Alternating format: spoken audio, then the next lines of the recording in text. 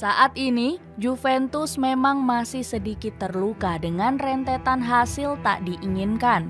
Entah apa saja masalah yang dihadapi mereka, yang pasti prestasi sejauh ini menunjukkan bahwa tim berjuluk si Nyonya Tua sedang tidak baik-baik saja. Akan tetapi, di tengah keringnya sumur piala yang biasa ditimba, Juventus masih menyimpan segarnya bakat seorang talenta muda. Seperti diketahui, Juventus menjadi klub Serie A dengan tim kedua yang bermain sepak bola profesional di Serie C Italia. Adalah Juventus U23 atau yang juga dikenal sebagai Juventus Next Gen. Hanya 3% dari pemain Primavera yang telah menyelesaikan jalur mereka ke tim utama sepak bola Italia dalam 10 tahun terakhir. Skuad U23 kami dibangun dengan target ganda, menang, dan mengembangkan pesepak bola muda. Hari ini adalah hari pertama kami dapat mengatakan bahwa kami menuai hasil dari kerja keras ini, ucap Direktur Olahraga Juventus, Federico Cherubini. Salah satu dari sejumlah pemain yang disebut telah memenuhi syarat untuk tampil di tim utama adalah Fabio Miretti. Pemuda 19 tahun yang mengaku sangat mengidolai Pavel Nedved, namun tiba-tiba berpikir bahwa Kevin De Bruyne adalah sosok yang paling tepat untuk diikuti. Saya tiba di Juventus ketika saya berusia 8 tahun. Saya telah melalui sektor junior mencapai tim utama. Saya telah mendukung Juventus sejak saya masih kecil. Idola saya adalah Pavel Nedved. Kemudian ketika tumbuh dewasa, saya telah mengubah posisi dan sekarang titik referensi saya adalah Kevin De Bruyne, ucap Fabio Miretti. Siapa sebenarnya Fabio Miretti? Fabio Miretti adalah seorang pemain yang berposisi sebagai seorang gelandang tengah.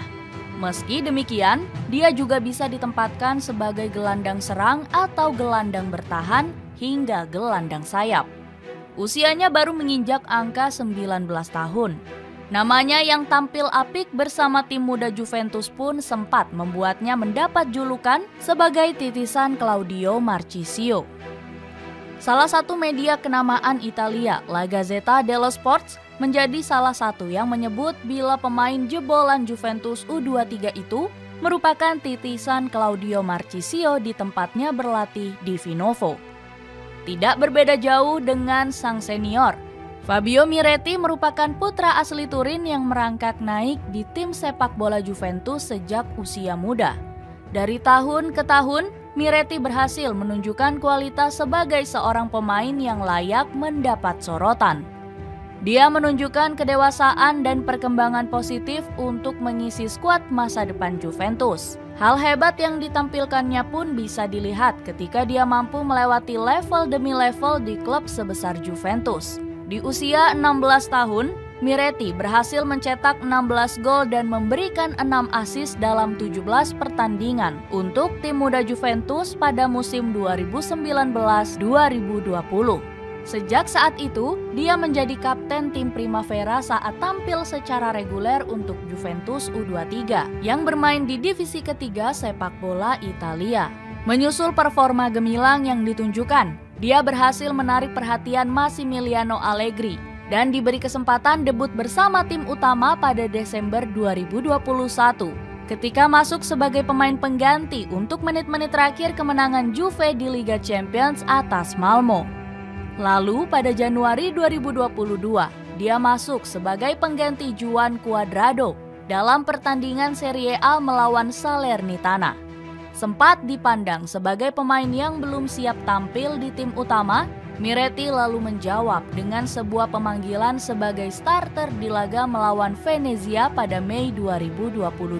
Sepak terjangnya ini pun membuat dirinya menjadi pemain muda pertama kelahiran 2002 ke atas yang tampil sebagai starter di tim senior Juventus. Kepercayaan pelatih pun tidak disia-siakan olehnya, tidak tanggung-tanggung.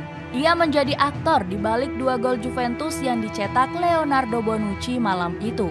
Pada musim 2022-2023 ini sendiri, nama Fabio Miretti masih diandalkan oleh si Nyonya Tua. Dia tampil dalam 9 pertandingan Serie A dan berhasil catatkan 1 assist. Sementara di kompetisi Liga Champions Eropa, dia sudah mendapat kesempatan main sebanyak 3 kali. Apa yang bisa ditawarkan Fabio Miretti? Miretti adalah pemain yang ingin dimiliki oleh pelatih manapun. Diberkati dengan stamina yang luar biasa, Miretti sangat jago dalam mempertahankan bola. Dia juga memiliki visi kokoh untuk merebut bola dari penguasaan lawan.